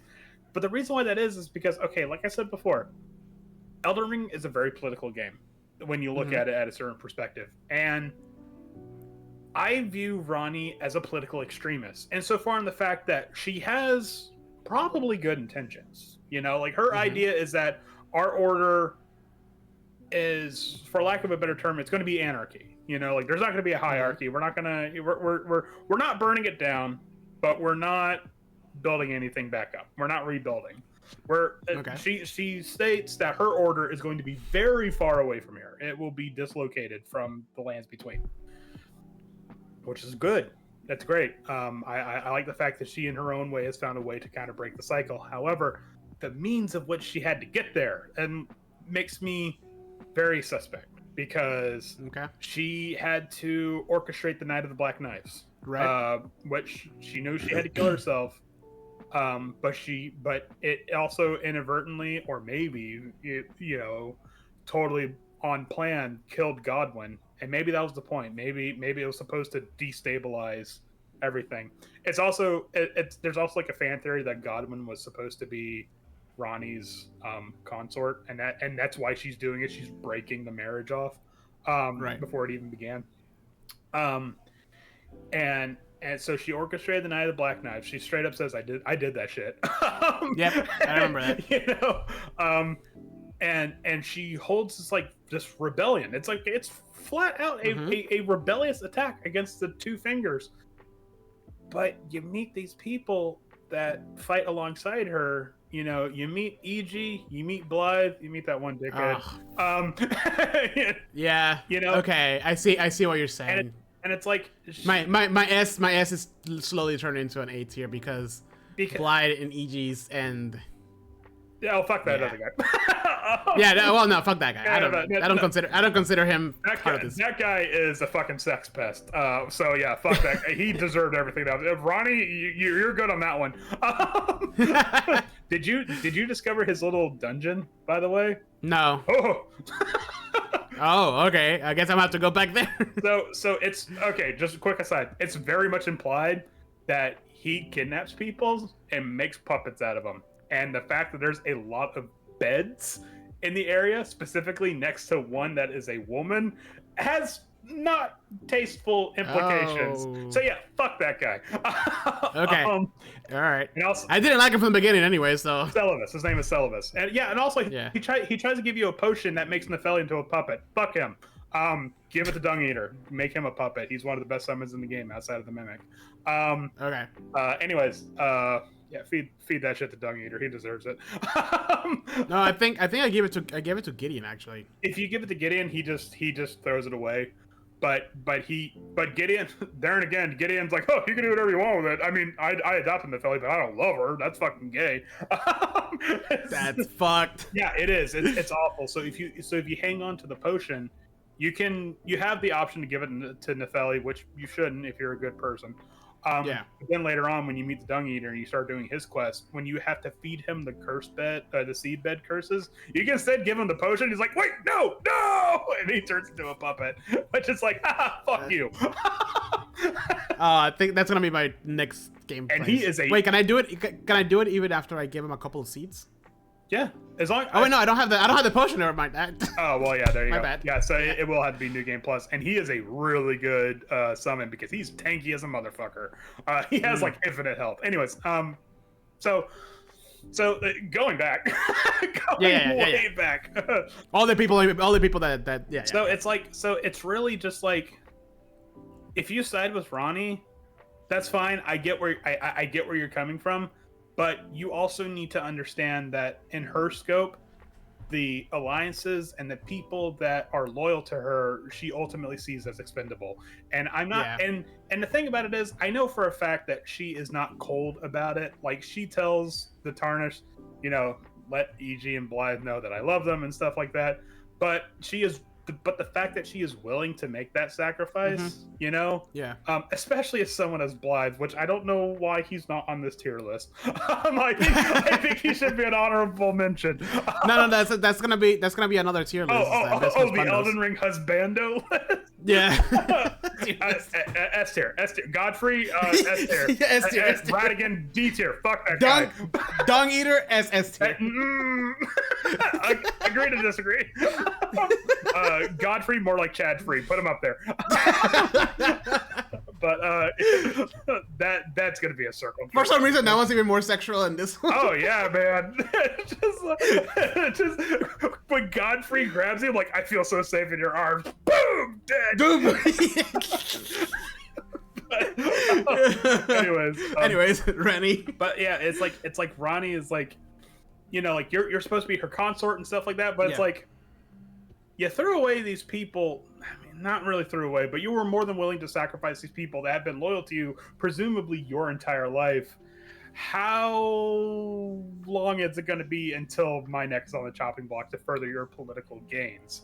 And it's right. And it's like one of those things where it's like, thus is the life of a revolutionary. Like if if you believe in that stuff, that's fine. But there are some people that don't want to do that. But Andrew, I can fix her. I don't think you can, dude. S tier. I don't think you can. And there is someone in the DLC that a lot of people are like, I can fix her. And like, no, dude. No, you can't. There's no fixing this. I'm sorry. It's like, I appreciate where Ronnie is going. I appreciate what she is doing. But at this moment in time, I am not the political extremist that she is. So it's like, you know, let's skip ahead 30 years down the road and I can sit under the shade of the tree that you planted here today, but I don't want to see you watering that tree. You get what I'm saying? Yeah. So fair enough. Yeah. Okay, fine. A tier. You're right. I can't be a simp all the time. I mean, you can. I'm not gonna, you know, whatever. You do you, man. But it's just, man, fuck. Come on, man. Blythe and EG. Just... Yeah, no, you're right. Especially when I had to put down when I had to put down Blythe was so heartbreaking. Fucking poor Blythe. And the thing about it is like, it's like the worst part about it is Ronnie's not bad. She's just cold, you know. Like she realizes what has to be done, and she kind of like steels herself. It's like, no, this is the political leader. I have to be, unfortunately. Yeah. You know, so. All right. Next one on the list, tragic figure, Renala. I think she's A tier. I would definitely put her in A tier. The sad part about literally all of her is just tragedy. Sadly, she didn't do anything. No. After I watched her video, I'm like, oh wow, I beat the shit out of her. Everything. Well, I mean, everyone does, but everything that happens to her feels completely undeserved. Yeah. You know, like 100%. So the only, I mean, yeah, but mechanically, she allows you to respect. So you know. So respect on that. You knew that joke was coming. Yeah. But it's just whenever the subject of Renala comes up, I like my heart gets a little heavy because it's like everything bad has happened to this poor woman, and it's like by the time you fight her, like she is a fragment of what she used to be. Even when you fight the grand illusion that Ronnie sets up for her, it's like you are fighting her at like 1% of her ability. Like this is someone that brought the army of the Erdtree to a fucking grinding halt. You know? Yeah. Like I you know, like there's a lot of people that's like, oh, I want to fight Radon in his prime. Oh, I want to fight, you know, blah blah blah. I want to fight Renala in her prime, dude. Like she could probably bring down the actual fucking moon. You know, but then like she took the peace treaty and the marriage that went with it, and fucking Radigan left her to dry, or left her hung out to dry and stuff like that. It's like, dude, she didn't deserve this. My girl Renala didn't deserve this. You know, it's just. And then like all of her kids get fucked up. It's like, come on, man. At least she didn't die. Well, maybe that's even a worse fate. I mean, well, she mentally, I think she's in a better place. She also likes Culvers, so you know, I also like a good burger too, Renala. Oh man. All right, so A tier for Renala. Yes. I have nothing against her, except for the fact that like it's like we don't get to see her in her full form. That's the only thing not. Yeah, we got a little glimpse of it. Fair enough. Yeah. All right. Roderica. S tier? Yeah, kind of. I mean, she's there for you. You meet her early on. She gives you a summon. She helps with your Ashes of War. She takes care of the blacksmith who fucking loses his mind at the end. And you know, and she's one of the last ones that stays at the round table hold after it starts burning. She's like, no, I like it here. Like I don't care if it's falling apart. I like it here, and I found my purpose. Yeah. You know. So like honestly, she's other than the blacksmith, she was the next person who I kept meeting or seeing all the time because I wanted to level up my ashes. And also, let's not forget, she powered up the Mimic, which is the real hero of the game. Yeah, 100%. Yeah. But I love Rodrika's story because she's like, no, I have to do this. I have to go get grafted. And you're like, hold the fucking phone. Yeah. Yeah, that didn't dawn on me until like way later because I was like, what? Like the implication is that people are willingly going to get grafted to this guy. Like is there like some unseen propaganda I'm not seeing about this? And then she's like, I'm scared. I don't want to do this. I'm like, I don't blame you. Yeah. You should be scared. That's normal. And then what's not normal is wanting to go do it.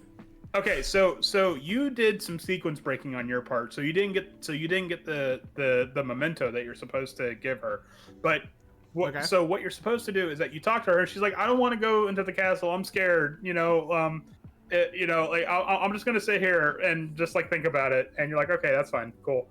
And you go into the castle and you find something called the Chrysalid's Memento, which is like a red like scarf or something, and you see little spirits floating off of it. And you give it to her, and she starts to hear the spirits, and the spirits are all the people that went before her, I think, are all the people that went before her and got grafted. And they're like, no, girl, you need to run. This is fucked. This whole situation is bad. And she's like, oh, no, I've been tricked this whole time. Where do I go? And you're like, go to the round table hold. It's like a lot better than here at the very least. Right. Least it has central air. So, Yeah, my next playthrough, I'll do it right. Yeah, so she goes there, and then she's like, and then she does the whole like, well, I don't know, like everyone here is like useful and I'm not, and stuff like that, and then like the whole Hugh thing happens, and so I just think it's nice that she's just like this timid little girl that finds her purpose, and she's implied that she's the only one that was nice to Hugh. Yep. Yep. Like to the point that even poor Hugh is like, you're fucking with me, right? Yeah. And it's like, no, dude, no. I swear to you, she means it. And he's like, no, this is a really mean trick.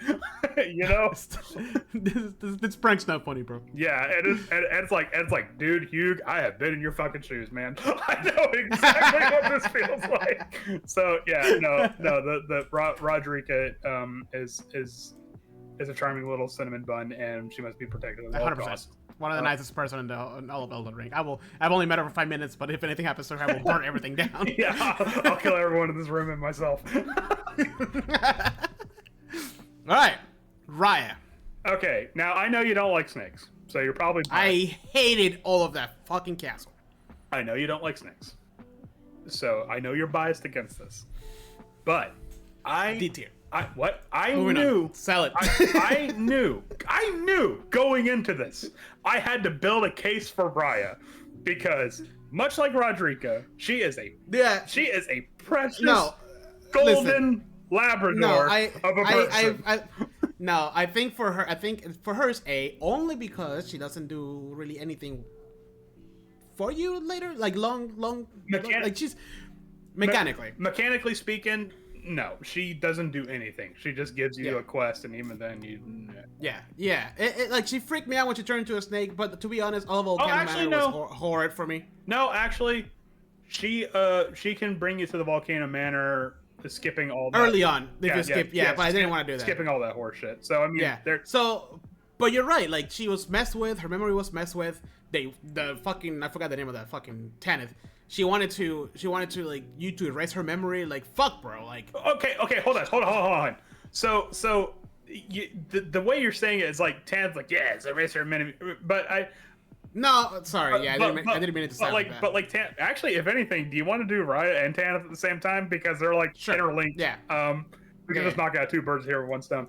So, let's go. So I feel like Raya. Okay, very strong A tier. A tier, probably pushing up against S tier, only because if she did more stuff, I would be cool with it. But yeah, Raya just is awful, tragic figure. One of the only people that doesn't die. That's true. But she might suffer a fate that's worse than death. And it's just and I don't know. It's just Raya is so innocent. Raya is just a horrible innocent that's caught up in all of this, and it's like no, listen, like you just want to like hold the side of her snake face and be like, there's still good in this world. You know? Like okay, stop. there's still something to fight for, Mr. Frodo. Yes. You know, it's just like we need to protect her. We need to protect.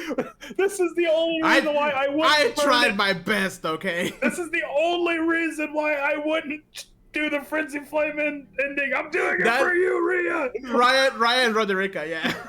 Yeah. Well, I mean, Roderica. It's implied that the round table holds like exists outside of time, or maybe inside. Ooh, you know what? Maybe I think it's inside the Earth Tree. Anyways, but yeah, like. Oh, interesting. Yeah, no. Yeah, because it burns. Yeah, so, yeah. So like, exactly. One of the few reasons why I wouldn't pick up Frenzy Flame ending is for Raya, because like I said, right. they're still good in this world. We have to cling on to it, and she represents the innocence of everything. We're like, yeah, she's a horrifying monster snake person, but she's got the outside. But she's got a good heart, you know. And then on top of that, Tanith, C tier. I would probably. Okay, yeah. Only because she eats the face of fucking Rykard. That's Rykard's doing. That's not her doing. Okay, so first of all, I would actually probably put Tanith in B tier, only because, mechanically speaking, she does give you the rewards for doing the the assassinations. Yeah, the Volcano Manor assassinations, and she gives you like. Which apparently I missed 2 of them at the end or whatever. Yeah, you just do it in New Game Plus, you'll be fine. But then on top of that, it's like Tanith in of herself, despite this awful looming presence that she has in the Volcano Manor and like the dark red lighting, she's not a bad person. She's actually extremely loyal to Rykard, which is why she's eating Rykard's face, because that's what Rykard wanted. Like Rykard's like, if I die, someone needs to consume me so I can, you know, like live through in them. And she's like, all right, sweetie, this is what you wanted. But the visual, I don't like that. Horrifying. Everything about Rykard and his blasphemous order, visually horrifying. However, it's like, if we were to like change it over to like puppies. No, she's eating puppies. Well, no, okay, but if it was like, when I die, you have to eat this ice cream cone that I left. Oh, okay. You know, it's like, that's a big ice cream cone. All right, better start chowing down. You know, it's like, but it's like, it's just like, okay, Rykard, you got to work on your visual presentation here. Yeah, you know, because Brandon is very important. Exactly. You need like some graphic design going on here, man. Because it's like I'm kind of picking up what you're putting down, but this is not it. For me, this to a normal person, it's giving evil. I don't. Yeah, if we want the everyman to come in here and smell what you're stepping in, this is not doing it for you, Rykard. Okay. However, Tanith, the PR team. However, Tanith is extremely loyal to Rykard, and it's implied that she truly loves Rykard and truly loves Raya, even though Raya is not her daughter. It's her adopted daughter. The weird thing about Tanith is that it's implied that she found Rykard more attractive after he got consumed by the snake. So good on you, Tanith. I mean, there's someone for everyone out there. Not gonna yuck your yum, girl. But from afar, that's a little weird. No, from any angle, that's a little weird. I mean, I'm not gonna say it to her face because she has that big ass bodyguard. Oh yeah, true. Yeah, but it's just I would put Tanith probably like in B tier, just because I got some good incantations from it. Granted, I have to put a little bit into intelligence, and that's bullshit. But you know, but also it's like, hey. You're not the mom. You're not a stepmother. You're the mother that stepped up. Right. Okay. Yeah. So fine. All right. Next up. Okay. So this one I think I skipped. Selling. Yeah. So Because okay. I met her once and then I never went back. Okay, so do you mind if I spoil her quest for you? Yeah, go for it. Okay, so Selin, you meet her in the ruins, like in the basement ruins, and she's like, "Hey, you're kind of stupid. Do you want to be my student?" Yeah, I think that's as far as I got. Yeah, yeah, and she, it's like immediately, it's like we are not respecting the student-teacher boundaries here because you're being way too flirtatious with me. You know, like I don't like it. It's uncomfy. Okay, so she would become one of your primary magic teachers if you do like an intelligence build. Like, if you don't go to the Turtle Pope, which you should probably go to the Turtle Pope anyways because nothing happens to him. Thank God. Okay, I did go to him. I think I got everything from him. Yeah. The Turtle Pope is the Also, S tier husband. oh yeah. Not even he goes without saying. The Turtle Pope is the anchor being of Elden Ring. Yeah. 100%. If he dies, the whole thing comes unfurled. So, but if you don't go to the Turtle Pope, she becomes your main sorcery person, where you give her scrolls and she'll teach you the spells from it. Right. So in that, for an intelligence build, she's pretty crucial. However, her quest implies that she's not a good person. If you follow through on her quest, you Does find it have anything to do with that room because I found a room where there was one that looked like a sorcerer that was like. Yep. So Okay. So what you find out is that the Selin that you were talking to and buying spells from is actually like a phantasm, like a projection. And she's like, Oh. my real body, it lies in the, I think it's called the Witchbane runes or something like that. And she's like, I'm not going to survive traveling. So what you have to do is that you have to take my heart out. You have to take my heart out and put it inside of a puppet. And there's like a lot of weird stuff that involves like the heart of a sorcerer is crystallized because of their connection to the primeval current, which is space. And so you go to her body and you reach inside, take her heart out, and you have this like crystallized heart in your hand. And if you rest and come back, Jaren's there, the guy that did the Radon Festival, because his name is Witch Hunter Jaren, and he's like, she's dead. She's not supposed to be dead. The last time I checked on her, she was not dead. What happened? Do you know? Were you able to see who came in here and killed her? And you could be like, nope, I don't know a thing, dude. It's the fucking wackiest thing. I just got here myself. And he's like, okay. And then he just kind of like sits there and just ponders it. So then you put her crystal. So you have to go find Selva's little fuck dungeon, and you find you find a puppet version of her, and you put the heart inside of her, inside of the puppet, and she's like, "Hey, I've been reborn. Cool. This place is gross. Don't turn on the black light. Let's get out of here. Don't touch anything. Yeah, don't touch any. Why is the floor sticky?" and so you leave, and she next shows up in the room where you fight Renala, the first phase of Renala. Okay. And there is 2 summon signs, and one is you fight alongside Selin, and the other one is that you fight Selin. And there you can make a choice. Do you fight alongside Selin to kill Jaren, or do you fight alongside Jaren to kill Selin? Now, interesting. Yes, exactly. Now, presumably, just for the sake of this argument, you chose the one where you fight alongside Selin to kill Jaren. She then announces that I'm taking over the academy. Renala obviously does not have the mental faculties of it. Fuck this lady. And tries to boot Renala out. It's kind of funny because you can actually see Renala's been put off to the side.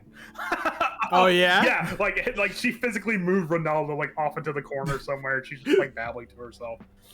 That's not the end of her quest. The end of her quest is that she's like, I need you to find these 2 famous sorcerers and bring them here to the academy and stuff like that. And you find these 2 sorcerers, and you see that their robes are covered in crystals. And at first you're like, oh wow, they're cool. They got a bunch of crystals on them. Neat. They're not covered in crystals. They're so in tune to the primeval current that crystals are growing out of them. And it's like their crowns, which look like crystals, are their fucking heads. Like it's growing crystals out of their brain, and it's funny because when you meet these two sorcerers, they are both like pretty much catatonic and don't say anything, and all one does is just go like, and then that's it, and then you get a spell from them when that happens. Oh, neat. Yeah, but that apparently makes them go to the academy and whatnot. And then so Selen's like, "Oh, thank you for bringing these famous sorcerers to the academy. Like now we will bring Raya Lucaria back to its former glory. You know, make Raya Lucaria great again." And then if you go to rest, something very curious happens.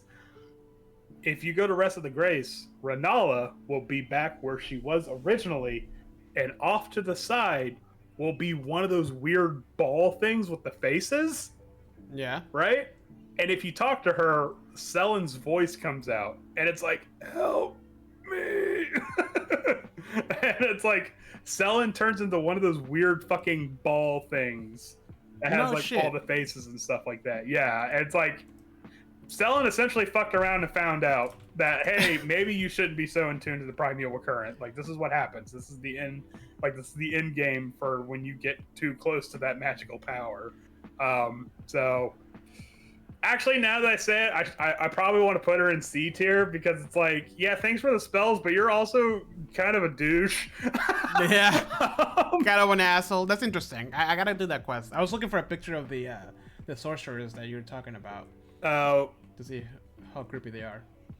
I mean, you can get their armor and stuff like that, but when you read the descriptions for their crowns, it's like these are crystals growing out of their heads. This is not a crown. This is their head. You're wearing their head. Yeah. You're wearing, like, you pried a fucking crystal off their dome and you put it on your head. Oh, that's where I've seen the helmet before. Yeah.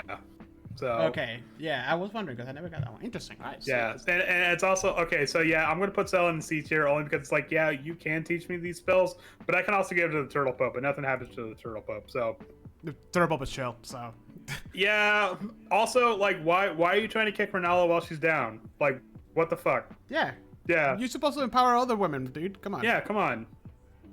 Unbelievable. Yeah, really. All right. Last but not least. Millennia. Where would you put Millennia? That's an excellent fucking question, dude. I mean, for starters, she's a badass. She's a baddie. Fucked up badass, but she's a badass. That fight was intense. But I don't know much about I would probably her. I would probably put her in B tier. Really? Mm-hmm. I was hovering on A. I would probably put her in B tier only because... Why? So, the thing about it is that this... Also, by the way, just want to say, I didn't know she was an optional boss. Oh, yeah, 100%. I thought she was like a main boss because that's all I saw on like Instagram when the game came out. Oh, yeah, was her fight. Oh, no. She is the classic FromSoft, hey, this boss fight is harder than anything in the main game. You know, like play it, you know, beat it for bragging rights, pretty much. Right. So the only reason why I would put her in B tier is because, despite the fact of her absolute like monstrous combat prowess, and the fact that she's an Empyrean, like she is a chosen Empyrean alongside Mikola and Ronnie, doesn't want to do any of that. Like, it's kind of implied, like, she doesn't want to do any of that. She doesn't want any part of the grander schemes of things. She just likes fighting, and I can respect that. Okay. And this is implied because she states that she is the Blade of Mikola. Like, she is more than willing to be someone else's device to further their own political motives and stuff like that. So, you know, so the implication is that she is literally the sword, and Mikola is the one that's pulling all the levers and whatnot. She also nukes the fuck out of Caleb, which is not cool. And beats Radon. She did do that. And well, doesn't beat Radon, but fights Radon to his face. Yeah, she does. Right, because she doesn't really win. She kind of It's fucks him up in a way where it's not honorable to take him down anymore. it's the world's most horrific draw in a fight. Yeah. And then somebody had to like drag her all the way back to the Helic tree. Yeah, man, clean Rot Knight Finlay. Honorable mention to a S tier. Yeah, no shit, dude. but also it's like it's so weird because despite her prominence in it, she really doesn't play a bigger role in the grand scheme of things.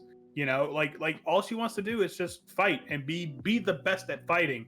And the thing about it is that it feels like she's also a sore loser because when she starts losing, she's like, all right, nope. Yeah, okay, yes. You know? Okay. However, I don't feel like I can put her in the same line as Enya or Tanith. Can I make another row like a B+ row just for or this? maybe like an A-. Like an A-? Yeah. Oh, shit. But I mean, but there and again, like Melania does have her own story that's going on. Like the poor girl is just a smaller part of a bigger machine, but because she is the product of pretty much the Elden Ring version of incest, because she's the product of Radigan America, like she's a cursed being, insofar in the fact that she, like from the moment she was born, is a vessel for the Scarlet Rock God. So it's like this poor thing just wants to fight and be like the best swordsman in the area, and she has been thrusted into greatness, but also tragedy has been thrusted onto her. And it's like I feel like she is comfortable being like the dog for somebody. Like she's comfortable being like, no, you know what? I'll just fight for you. You do your thing. I'll just be on the battlefield for you, you know? So it's like, I don't know. Yeah, probably like A- for me. Yeah, I'll put her on A. I see where you're coming from. Right? I think she's.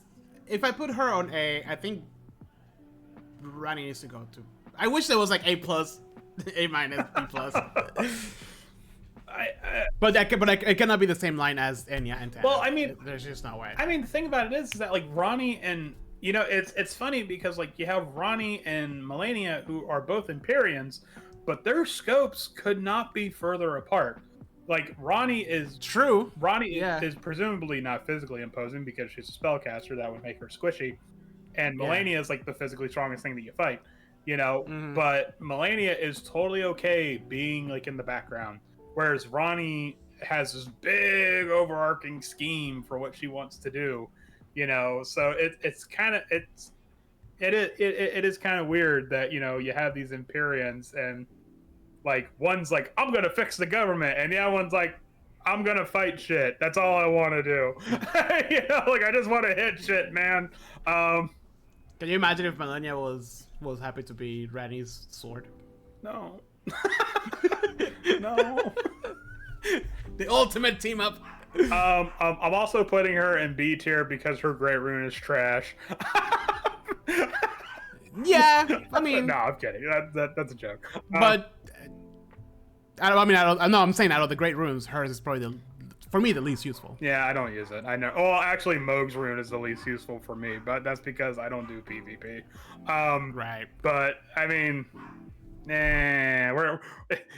Don't want to get too lost in the weeds on mechanical speak, but yeah, I don't use her Great Rune. I use more Goat's Great Rune more than anything. So yeah, no, I agree.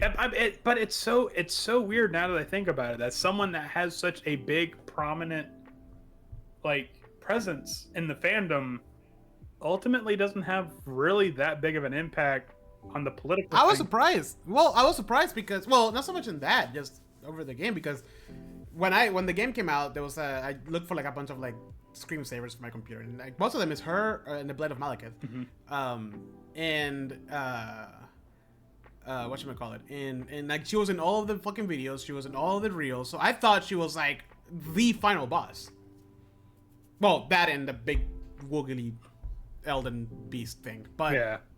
I know, like, out of all the bosses, she's the one that popped. I was very surprised to know that, first of all, to get to her, it's a very complicated puzzle. And second of all, it's fucking nerve-wracking way to go down that fucking tree. And then she's hidden. Like, you know what I mean? Like, it just took me by surprise. That was all. But I think I still think she's a very strong, very epic character in the grand scheme of things. Right. Of things. She just doesn't have the ambition to become a god. Yeah, I just feel like her scope is Or a much demigod. her no, she is a demigod, but she doesn't want to be a god. So, but it's in like an Empyrean can become a god, right? Yeah, an Empyrean is one of the chosen ones to be like next in line for godhood and stuff.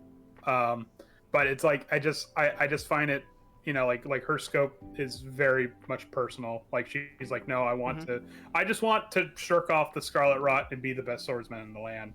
You know, if that means I have to serve somebody else, that's fine. You know, like really the biggest thing she did was honestly just turn Caelid into Florida. And then after that, she's like, cool, all right, I'm gonna go to sleep. Head back, yeah. All right, Yeah. fair enough. So Fair enough. I do, yeah. A minus. Okay. For me. Okay. Yeah. All right, sweet. We got our waifu tier list done. Thank you everybody who joined us today. I hope you learned everything factual from us. What do you say? Without the DLC, Without the DLC, correct. we should probably come back after the DLC. Actually, yeah, you know what? I should probably take a screenshot of this to kind of remember. I know it'll be in video. And maybe we can revise it after the DLC once you learn a couple of things. Okay. All right, fair enough. I'm Raya D tier. I can't believe she fucking. What? Never mind.